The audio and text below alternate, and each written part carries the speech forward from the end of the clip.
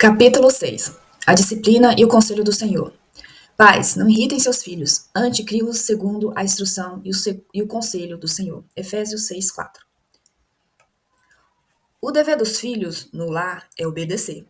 O lado oposto é dever dos pais. Ensinar-lhes essa obediência em um ambiente de instrução temente a Deus, sem irritá-los no processo. Contudo, é uma ordem difícil. Não é algo que aconteça naturalmente para os pais, assim como a obediência não vem naturalmente para os filhos. Falamos nisso sobre Falamos muito sobre o efeito da depravação humana na criança, porém precisamos nos lembrar que os pais também são depravados. Nossas inclinações naturais são voltadas para o pecado, assim como as dos nossos filhos. Os pais cristãos têm uma grande vantagem, porque como são pessoas redimidas, têm corações regenerados. Eles têm desejos piedosos e vontades justas. Diferentemente das pessoas não regeneradas, eles são capazes de realmente amar Deus e, de fato, o amor a Deus é a paixão motriz que distingue o verdadeiro cristão. Romanos 8:28, 1 João 5:2. Mesmo assim, até os pais cristãos ainda lutam contra os remanescentes de seus apetites carnais e de seus hábitos ímpios, assim como o apóstolo Paulo. Muitas vezes nos vemos fazendo exatamente as coisas que odiamos. Romanos 7:15 e 24. Somos todos terrivelmente inclinados ao comportamento carnal e pecaminoso, e isso tem um efeito inevitável na criança, na criação de nossos filhos. Como observamos no capítulo anterior, Deus designou aos pais autoridade sobre filhos e ordenou aos filhos que obedecessem a seus pais em tudo. Colossenses 3:20. Isso não significa, entretanto, que os pais estão sempre certos. Às vezes, em que eles permitem que as suas próprias atitudes e atos pecaminosos venham à tona na criação dos filhos. Quando fazemos isso, irritamos a criança, e Deus adverte solenemente aos pais que não deixe isso acontecer. Pais, não irritem seus filhos, antes criam no segundo as instruções e o conselho do Senhor. Efésios 6:4. O mesmo mandamento escoa em Colossenses 3:21. Pais, não irritem seus filhos, para que eles não desanimem. Nossa primeira impressão ao ler esse versículo é de que ele se dirige ao pai em particular, porque ele é o líder da casa, ou talvez porque o pai tenha mais tendência a irritar os filhos do que a mãe. Porém, uma olhada mais de perto revela que esse mandamento não é dirigido apenas ao pai, necessariamente. As palavras traduzida como pais em Efésios 6:4 é patera, que pode ser referida ao pai em particular, mas em geral é usada para falar tanto do pai quanto da mãe. Hebreus 11:23, por exemplo, diz: Pela fé, Moisés, recém-nascido, foi escondido durante 3 meses por seus pais. Patera. Ali, a palavra se refere claramente a ambos os pais. Estou convencido de que Efésios 6:4 está usando patera de forma semelhante, de forma que o princípio desse versículo englobe tanto a mãe quanto o pai. Logo, as responsabilidades de instruir, criar e aconselhar pertencem claramente tanto à mãe quanto ao pai. Nos dias de Paulo, Efésios 6:4 literalmente confrontou toda a ordem social. As famílias eram presididas pelo pai e não pelos pais, que podia fazer o que quisesse no contexto de sua família, sem qualquer remorso ou estigma social. Nenhum pai romano tinha o dever de evitar e provocar a ira de seus filhos. A responsabilidade de não provocar a ira de seu pai pertencia somente ao filho. Se ele o fizesse, as consequências podiam ser severas. Roma tinha uma lei chamada Pátria Potestas, o pátrio poder. Esse princípio dava aos homens, que eram cidadãos romanos, poderes de propriedades absolutos sobre suas famílias. Os filhos, a esposa e até os escravos eram vistos como bens pessoais do patriarca. E ele podia fazer o que eles bem desejassem. Por lei, ele tinha plena autoridade para dispor de todas as questões de família dos membros dela, da mesma que ele agradasse, da melhor maneira que ele agradasse. Com efeito, então a pátria potesta também dava ao patriarca autoridade absoluta sobre todas as áreas da vida de seus filhos. Era ele que arranjava os casamentos, podendo também obrigá-los a se divorciarem. Um pai insatisfeito podia até matá-los, se quisesse. Tudo isso sem recorrer ao tribunal. Quando um filho nascia, a criança era colocada entre os pés do pai. Se ele pegasse o filho, a criança ficava na casa. Se ele se virasse e se afastasse, a criança era deixada para morrer ou levada ao fora e vendida em leilão. A maioria dos filhos leiloados no nascimento era criada para trabalhar como prostituta ou escravos. Um homem romano chamado Hilary escreveu esta carta à sua esposa, Alice, em algum momento do século I a.C. Sinceras saudações. Observe que ainda estamos em Alexandria. Peço-lhe e suplico-lhe que cuide da criança. E assim que receberemos o salário, eu enviarei a você. Se, se Desejo-lhe boa sorte. Você tiver outro filho, se for menino, deixe-o viver. Se for menina, exponha, jogue-a fora. Seneca, contemporânea do apóstolo Paulo, descreveu a política romana em relação aos animais indesejados. Matamos um boi selvagem, estrangulamos um cachorro louco, enfiamos uma faca em uma vaca doente. As crianças que nascem fracas ou deformadas, afogamos. Era assim que a sociedade enxergava os filhos nos tempos do apóstolo Paulo. Na verdade, a situação não está melhor hoje. Podem até estar piores. Milhões de bebês indesejados são abortados a cada ano. As estatísticas mostram que a maioria das crianças nos orfanatos dos Estados Unidos não está ali porque é órfão ou porque sua família não tem condições financeiras para criá-las. A maioria está ali simplesmente porque seus pais não a quiseram. Os filhos se tornaram um bem descartável em nossa sociedade, assim como na antiga Roma. A Bíblia chama os pais cristãos a um padrão diferente. Essa foi uma atitude revolucionária nos dias do apóstolo Paulo. E ela ainda se choca com os valores da sociedade atual. Os filhos não devem ser vistos como propriedade dos pais. Em vez disso, a palavra de Deus fala aos pais como mordomos do Senhor, responsável por fornecer um ambiente de instrução adequado para os filhos, os quais o Senhor, em sua graça, colocou sob os cuidados deles. Contudo, os mordomos, os pais, prestarão contas no fim de como cumpriram a sua mordomia. Os principais padrões pelos quais as maneiras como criaram nossos filhos será julgada e são os que Paulo estabelece em Efésios 6,4. Quais são os deveres específicos que o apóstolo delineia nesse versículo crucial? Vejamos. Não provoque seus filhos a ira. Pais, não provoque seus filhos a ira, escreveu Paulo. Isso é uma advertência, um aviso destinado a fazer com que os pais não excite a ira de seus filhos, quer deliberadamente, quer por meio de provocação discutidas e desnecessária. Às vezes, é claro que os filhos ficam irados com os pais de forma pecaminosa, sem qualquer provocação. O próprio egoísmo, a imaturidade, as atitudes erradas da criança podem ser causadas a ira. Nesses casos, é a criança quem está pecando. Mas há outras vezes em que os pais são culpados por provocarem seus filhos a ira, irritando-os de forma insensível, implicando com eles deliberadamente, menosprezando-os de forma dura, ou através de uma série de outros meios intencionais ou descuidados que os irritam. Quando isso acontece, são os pais que estão pecando e provocando o filho a pecar também. Lembre-se de que Deus ordena que nossos filhos nos honrem. Portanto, quando os pais provocam seus filhos à ira, eles estão fazendo com que eles pequem contra o quinto mandamento. Nesses casos, os pais não apenas são culpados perante Deus por desobedecer Efésios 6,4, mas também são duplamente culpados por fazerem com que as crianças tropecem.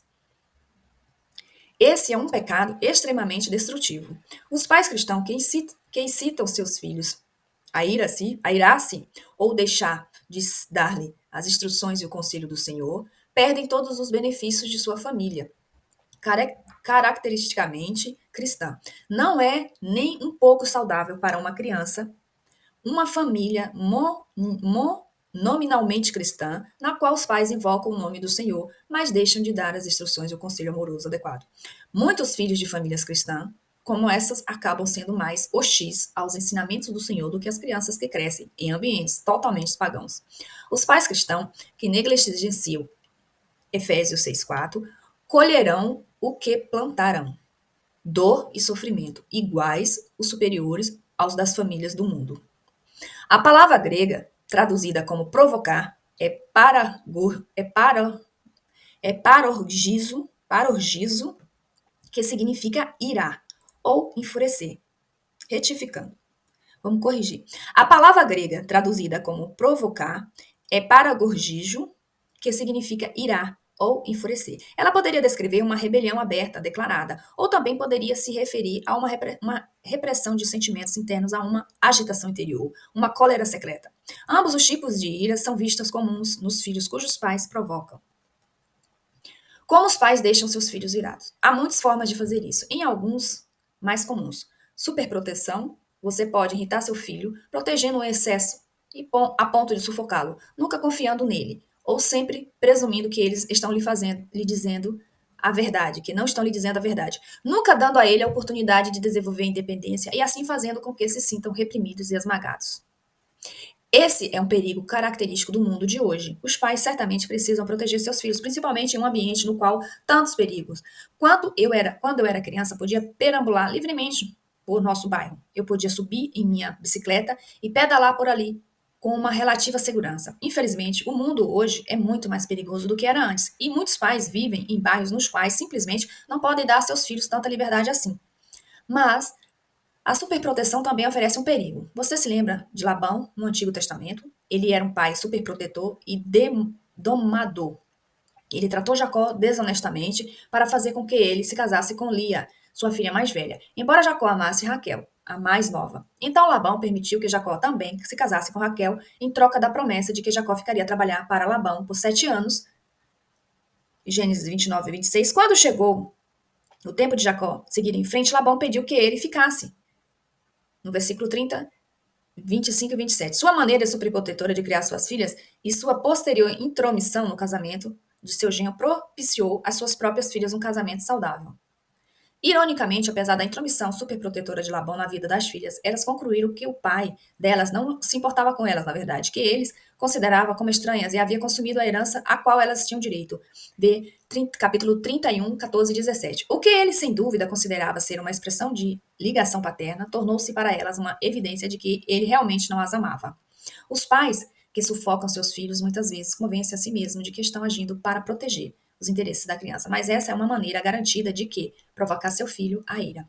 A superproteção transmite à criança uma falta de confiança. Os filhos superprotegidos por seus pais começam a perder a esperança de conquistar a confiança dos pais, podendo até concluir que a maneira como se comportam é irrelevante. Regras e restrições sem privilégios se tornam uma prisão sufocante. Muitos que não conseguem tolerar esse confinamento finalmente se rebelam. Os filhos precisam de um certo nível de liberdade e independência para poderem crescer, aprender e cometer os próprios erros. Eles nunca aprenderão a lidar com a responsabilidade, a não ser que lhe seja dado algum grau de liberdade. As mães que amarram seus filhos na barra de suas saias estão apenas alimentando o ressentimento. E os pais que se recusam a dar a seus filhos espaço para respirar irão irritá-los exatamente da maneira que Efésios 6:4 proíbe. Excesso de complacência. O lado inverso da superproteção é o excesso de complacência. Os pais excessivamente permissivos, os pais que mimam seus filhos, têm tanta probabilidade de provocá-los à ira quanto aqueles que os sufocam. Estudos provam que os filhos que têm liberdade demais começam a se sentir inseguros e não amados. E por que seria diferente? A Bíblia diz claramente: quem se nega a castigar seu filho não o ama. Provérbios 13, 24. Os pais complacentes ou que mimam os filhos que se comportam mal, na verdade, estão demonstrando um comportamento de desamor com eles. Não é de admirar que a criança sinta isso e fique irritada.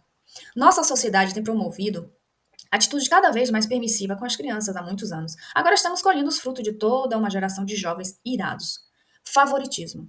Uma terceira maneira segura de provocar nossos filhos é a ira é demonstrando favoritismo entre irmãos. Isaac favorecia Esaú em detrimento de Jacó.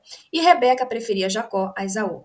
Gênesis 25, 28. Você se lembra da terrível agonia que isso gerou naquela família? Esaú e Jacó se tornaram rivais terríveis. Jacó enganou e trapaceou para tentar se passar por seu irmão e competir pela bênção de seu pai. Ele seduziu Esaú a trocar seu direito de primogenitura e enganou Isaque com a ajuda de Rebeca, para dar a Jacó a bênção que Isaque pretendia dar a Esaú. A tensão resultante literalmente dividiu a família. Jacó teve que fugir sem seu irmão para salvar sua vida. Gênesis 27. Não obstante, a tendência do favoritismo também respingou na geração seguinte. O filho mais amado de Jacó era José, a quem ele favoreceu com uma túnica de muitas cores. Isso provocou tamanho ciúme nos outros irmãos que eles conspiraram para matar José. Mas em vez disso, eles acabaram vendendo José como escravo. E assim outra geração dessa família foi separada. Embora Deus tenha usado isso tudo para o bem, no fim das contas, o favoritismo em si e todo o ciúme que ele provocou foram coisas totalmente malignas e deram muitos frutos ruins. Não cometa o erro do favoritismo com seus filhos. Não dê presentes ou privilégios a um detrimento de outro. Muito menos compare seus filhos com o outro. Não diga coisas do tipo, por que você não pode ser como seu irmão? Não use as virtudes ou talentos de um filho como padrão para medir o desempenho do outro. Não há nada mais humilhante para uma criança do que ser diminuída ou menosprezada por uma comparação pouco bondosa com o irmão ou uma colega de classe.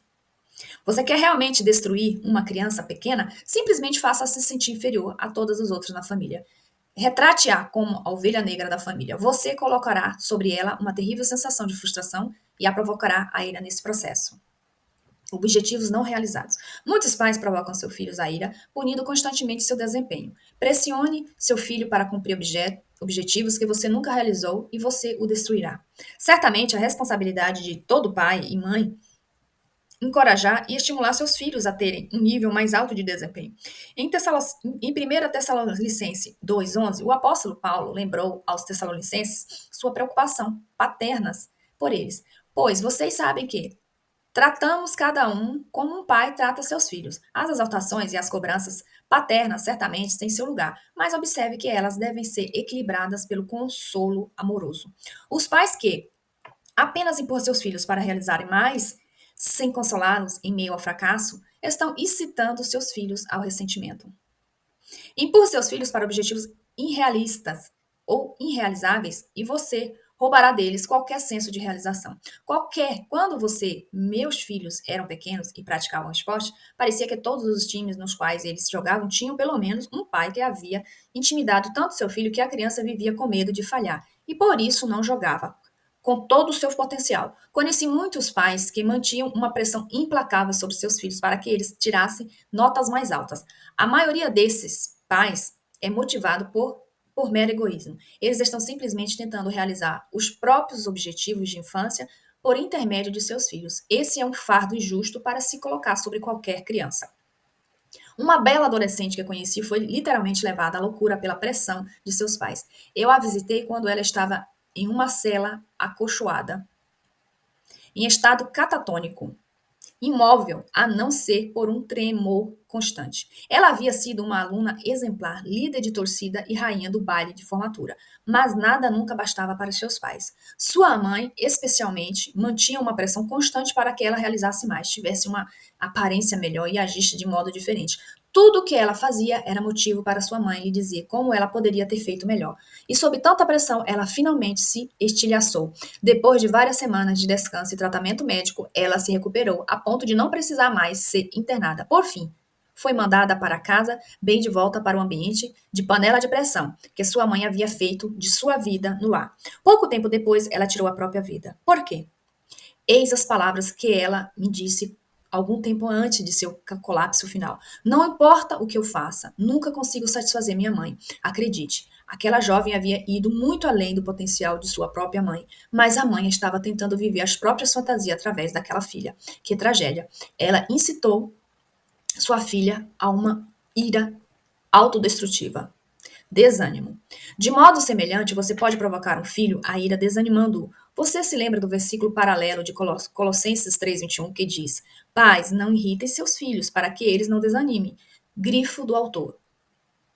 Evitar o desânimo é um impulso total desse mandamento. Os pais provocam seus filhos a ira quando os criticam constantemente, mas nunca os recompensam, nunca elogiam suas realizações e nunca lhes permite desfrutar os próprios sucessos. Um filho que sente que nunca consegue a aprovação de seus pais, logo desistirá de tentar conquistar essa aprovação. Talvez não haja maneira mais rápida de provocar seus filhos à ira do que desanimá-los eternamente. E é bem fácil fazer isso. Simplesmente concentre-se sempre naquilo que eles fazem de errado e nunca observe o que eles fazem corretamente. Comente sempre os erros deles, mas nunca diga nada sobre as qualidades. Ignore seus dons e talentos naturais e fique batendo na tecla das coisas que eles não fazem bem. Desconfie deles constantemente. Eu tinha um princípio básico simples na criação de meus filhos. Para cada vez que eu tivesse de apontar a eles algumas coisas erradas, eu tentava igualar as coisas depois, apontando algo que eles haviam feito certo. Nem sempre era fácil. Gosto da maneira como você arrumou sua gaveta. Mas um pai amoroso pode sempre encontrar uma coisa como fonte de encorajamento. E todo filho reage bem ao encorajamento. É a aprovação. Lembro-me de como eu me sentia quando criança, quando via que eu podia me sentar à mesa 100 vezes e não derramar um copo de leite. Mas ninguém nunca notava isso. Derrama alguma coisa uma vez, porém, e isso não passará sem ser notado. Pais certificam-se de notar quando seus filhos agem bem, tanto quanto vocês notam quando eles agem mal, quando eles não agem. R. Ginott escreveu. Uma criança aprende o que vive. Se ela vive com crítica, ela não aprende responsabilidade. Ela aprende a coordenar a si mesma e apontar o erro dos outros. Ela aprende a duvidar do seu próprio julgamento e despreciar sua própria capacidade e a confiança na intenção dos outros. Acima de tudo, ela aprende a viver com contínua expectativa de catástrofe eminente. Crie seus filhos, assim com certeza você os provocará. Crie seus filhos, assim e com certeza você os provocará a ira. Negligencia. Outra maneira de provocar seus filhos a ira é por meio da negligência. Pare de demonstrar afeto por eles. Em vez disso, mostre indiferença. Não se interesse pelo que interessa a eles. Não se preocupe com as necessidades dele. O exemplo público clássico de um filho negligenciado é Absalão. Embora Davi não fosse de modo algum indiferente a seu filho, 2 Samuel 18:33. Ele o tratava com indiferença. E Absalão cresceu com desprezo pelo pai. Ele assassinou seu próprio irmão. No versículo 13, 28 e 29. Ele minou deliberadamente a autoridade real de Davi. No versículo 15, 1, 6. Ele planejou a deposição de Davi. No versículo 15, 10. E deitou com as mulheres de seu pai diante dos olhos de todo Israel. 16, 22.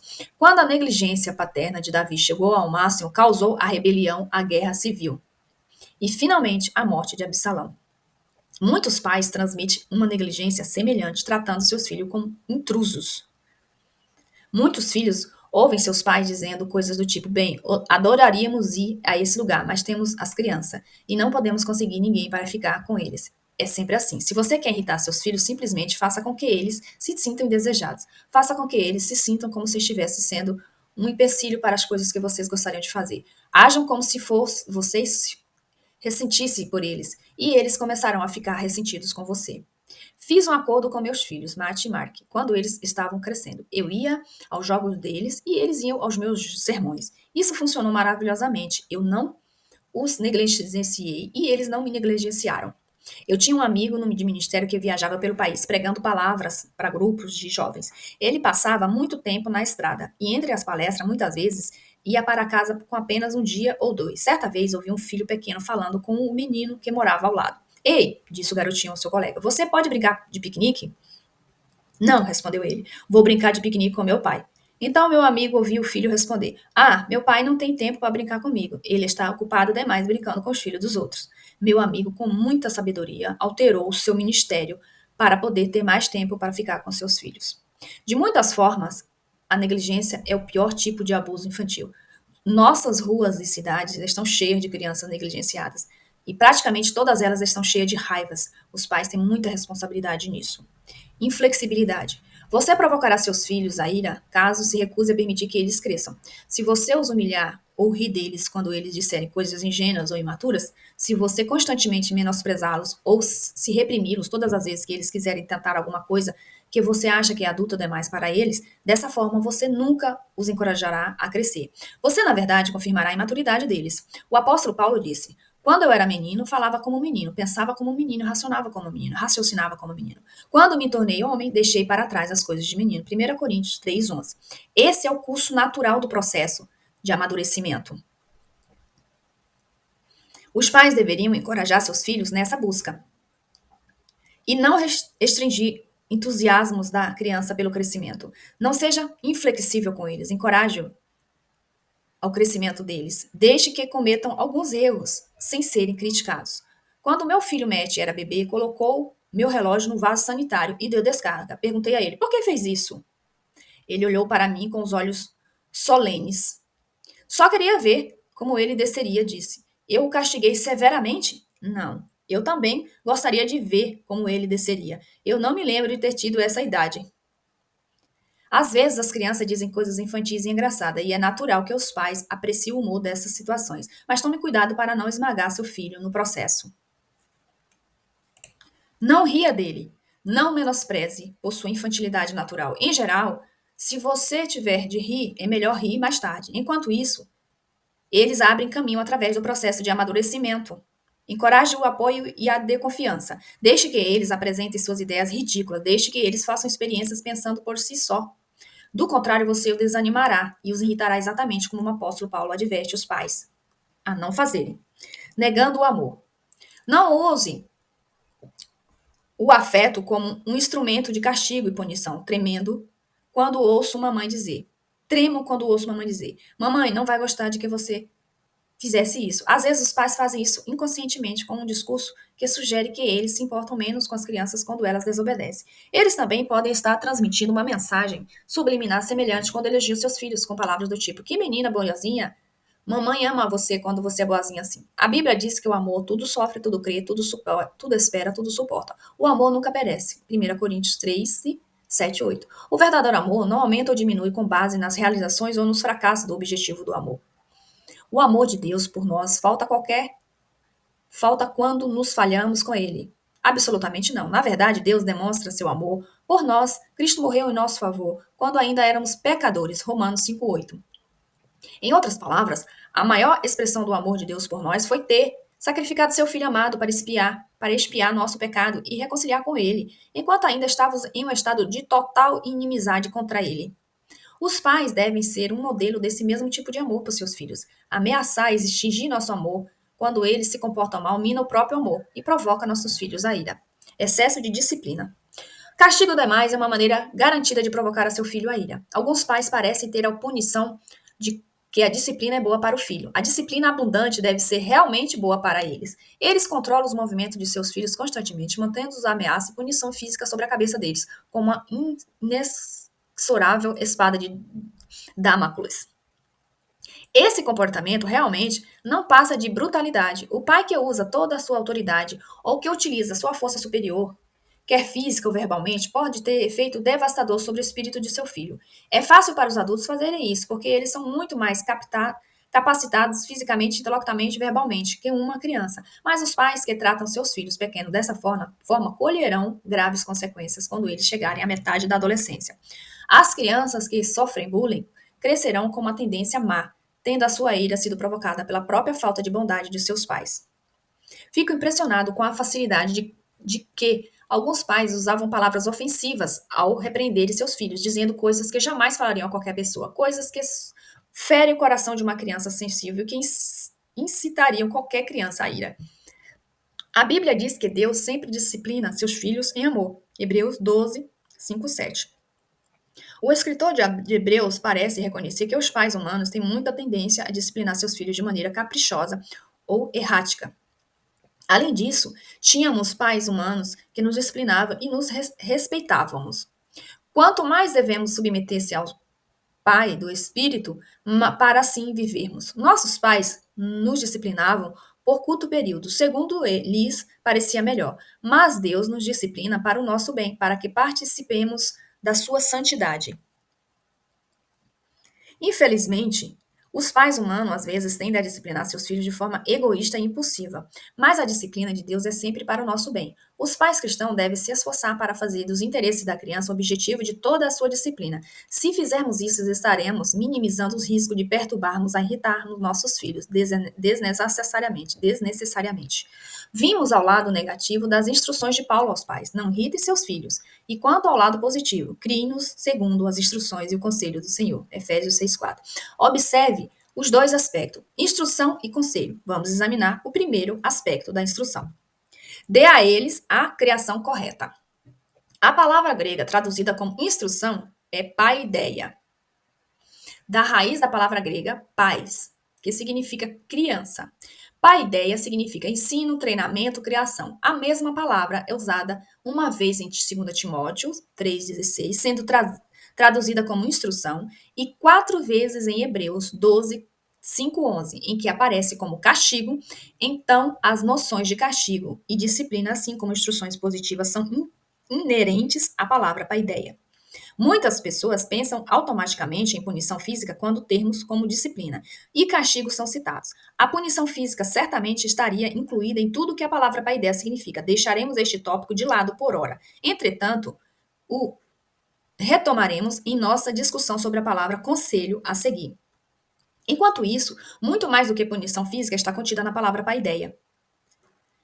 Essa é uma palavra abrangente que descreve todos os aspectos da criação infantil. orientação, instrução, disciplina, tanto positiva quanto negativa. A versão Almeida, revista e atualizada, traduz a palavra como disciplina. Em Efésios 6,4, gosto dessa tradução. Acho que ela capta a essência da instrução amorosa e do cuidado de Paulo. Está querendo transmitir no versículo. Observe as palavras criam-nos, em inglês, criar traduz-se como bring up, trazer para cima. Devemos trazer nossos filhos para cima, ou seja, erguê-los. Eles não erguerão sozinhos. Esse tem sido um dos temas recorrentes neste livro. Os pais devem exercer um papel ativo para moldar o caráter de seus filhos. Provérbios 29:15 diz: a criança entregue a si mesma envergonha a sua mãe. Mais uma vez, o que arruína a maioria dos filhos não é o que os pais fazem com ele, mas o que eles não fazem por eles. A verdadeira chave para o trabalho desafiador de criar nossos filhos corretamente é criar um ambiente de cuidado e instrução amorosa no qual o coração deles se torne terreno fértil para a verdadeiridade de Deus. É do coração da criança que os pais precisam cuidar. Provérbios 4:23 diz: acima de tudo, guarde o seu coração, pois dele depende toda a sua vida. Todas as questões da vida procedem do coração. Jesus diz: pois do interior do coração dos homens vêm os maus pensamentos, as imoralidades sexuais, os roubos, os homicídios, o adultério, as cobiças, as maldades, o engano, a devassidão, a inveja, a calúnia, a arrogância, a insensatez. Todos esses males vêm de dentro e tornam o homem impuro. Marcos 7:21-23. Num ditado semelhante, está registrado em Lucas 6:45. O homem bom tira coisas boas do bom tesouro que está em seu coração. E o homem mau tira coisas más do mal que está em seu coração. Porque a sua boca fala do que seu coração está cheio. Aquilo que enche seu coração determina o que sua boca diz. Os pais precisam entender isso e cuidar do coração da criança. A depravação da criança é um problema do coração. Quando lidamos com o mau comportamento, ele não é primeiramente uma questão de comportamento. Na verdade, a má conduta reflete na condição caída do coração da criança. De fato, os pais devem ser muito claros a este respeito. O comportamento não é assunto principal. Uma mudança de comportamento não consertará a raiz do problema. Como enfatizamos por vezes seguidas, uma mudança de comportamento sem uma mudança no coração não passa de hipocrisia. Como os pais podem cuidar do coração da criança? Para início de conversa, eles precisam ajudar as crianças a entender o que elas têm no coração pecaminoso. As próprias crianças precisam saber que todas as palavras más, seus pensamentos e seus atos mal fluem de um coração manchado pelo pecado. O único remédio para isso é o Evangelho. Capítulo 3 de Provérbios. Em outras palavras, mantenha as necessidades do coração de seus filhos sempre no foco deles, assim como em seu foco, para que eles nunca percam de vista este fato. A regeneração não é apenas a maior necessidade deles, ela também é sua maior preocupação como pai. Ted Tripp escreveu um livro maravilhoso para os pais, intitulado Pastoreando o Coração da Criança, no qual ele oferece muitos conselhos úteis sobre como manter o foco adequado na criação de nossos filhos. Ele sugere que o coração da criança é o menor campo de batalha do mundo e que sua conquista requer um combate total, corpo a corpo. Ele está certo. O coração de seu filho é um campo de batalha no qual o pecado e a justiça estão em conflito. O maior problema de seu filho não é a falta de maturidade, não é a falta de experiência ou falta de entendimento, é o coração mau. Essas outras coisas apenas exacerbam o problema do coração. Porém, os remédios para a imaturidade, a ignorância, a inexperiência não são a cura para o principal problema. Seu filho não abandonar a própria depravação. Como pai, precisamos ter como alvo o coração de nossos filhos. Se estabelecermos como alvo simplesmente o comportamento deles, nosso papel como pai será raso e superficial. E criaremos nossos filhos para serem espiritualmente superficiais.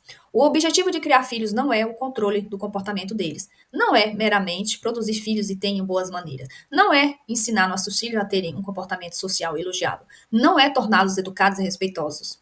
Não é torná-los obedientes. Não é fazermos com que eles tenham um desempenho digno de nossa aprovação. Não é conformá-los a um padrão moral. Não é dar a nós, pais, algo do qual passamos nos orgulhar. O objetivo definitivo e o foco adequado da criação bíblica de filhos é a redenção.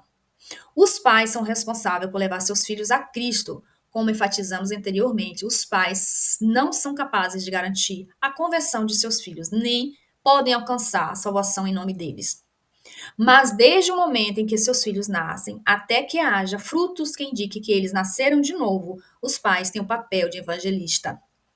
apontando constantemente, incentivando seus filhos em direção a Cristo, que é o único que pode redimir os problemas do coração que fazem com que eles amem a injustiça.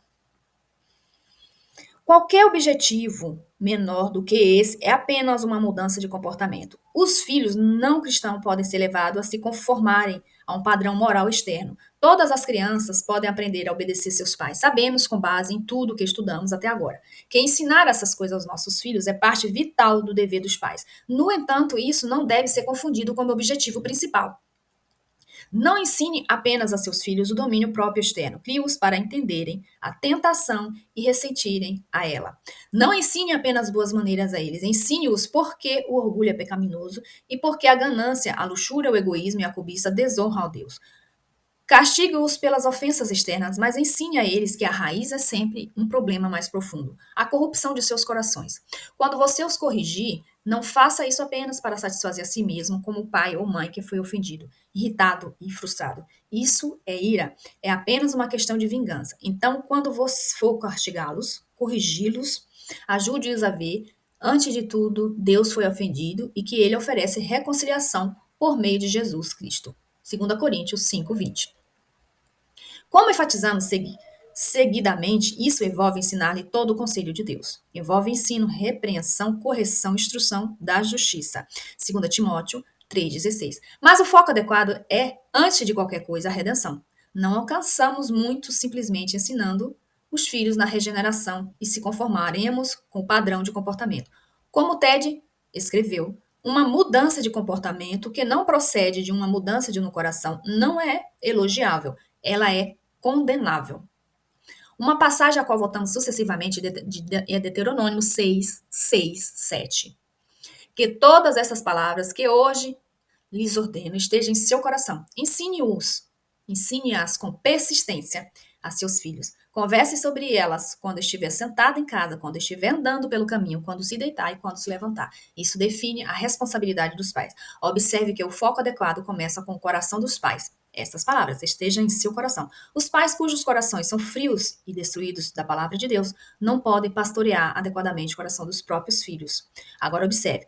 O qual lidamente o contexto desse mandamento estabelece todas as agendas dos pais. Começando com as palavras tão conhecidas no versículo 4. Ouça, ó Israel, o Senhor, o nosso Deus, é o único Senhor. Aqui está a primeira tarefa dos pais.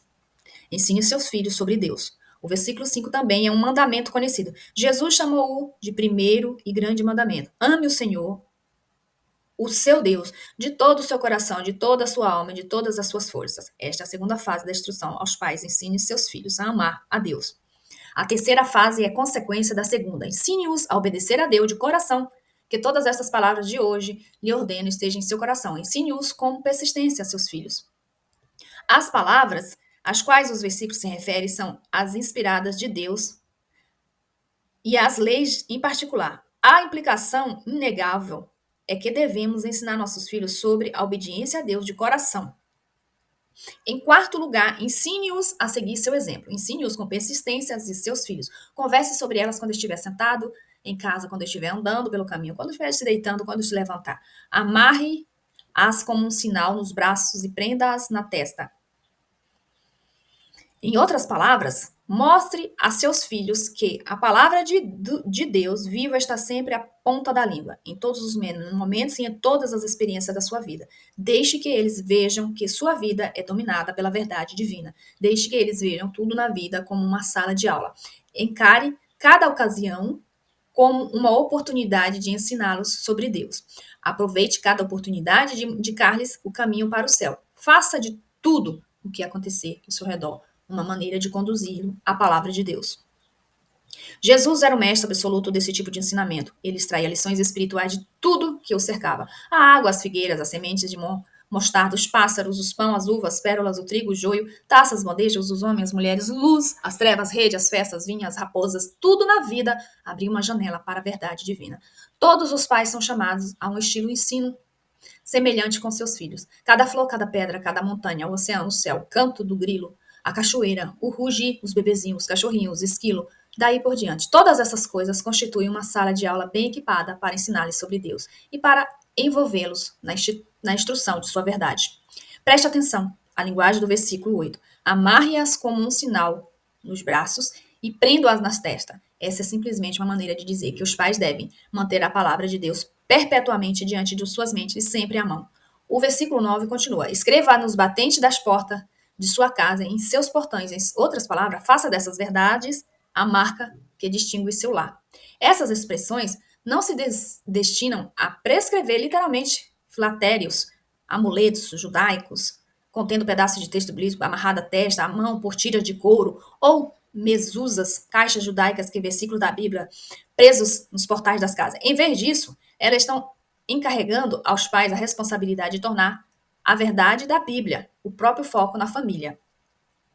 Eis outra lição de Deuteronômio 6. Ensine-os a tomar cuidado com o mundo que os cerca. Os versículos 10 e 12. Diz: o Senhor, o Deus, os conduz à terra que jurou aos seus antepassados, Abraão, Isaque e Jacó, que daria a vocês. Terra com grande e boas cidades que vocês não construirão, com casas cheias de tudo que há de melhor, e coisas que vocês não produzirão, que cisternas que vocês não cavarão, com vinhas e oliveiras que vocês não plantarão.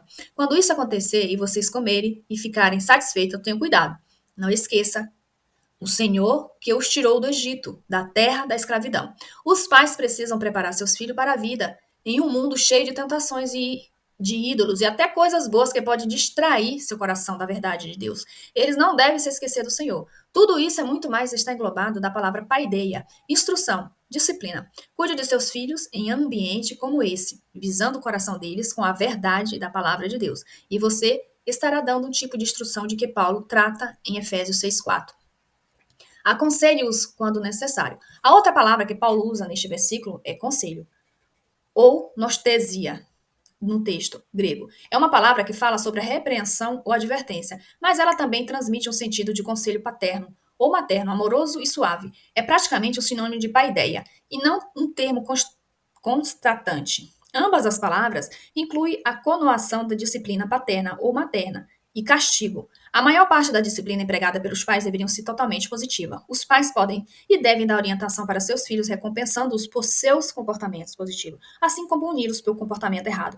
Ambos os lados da equação são importantes. A motivação positiva é inteiramente legítima e muitas vezes pode ser um meio eficaz de fazer os filhos obedecerem. Observe, na verdade, que a promessa que o próprio Deus atrelou ao quinto mandamento é uma motivação positiva. O mandamento foi reforçado por uma promessa e não por uma ameaça. Muitas vezes é apropriado dizer a seu filho: se você fizer isto, eu não recompensarei desta maneira. A disciplina equilibrada envolve tanto o reforço negativo quanto o positivo. Na verdade, poderíamos resumir toda a disciplina dizendo que ela significa dar a recompensa adequada à conduta. Quando a conduta inclui tanto a atitude interna quanto a ação, é boa.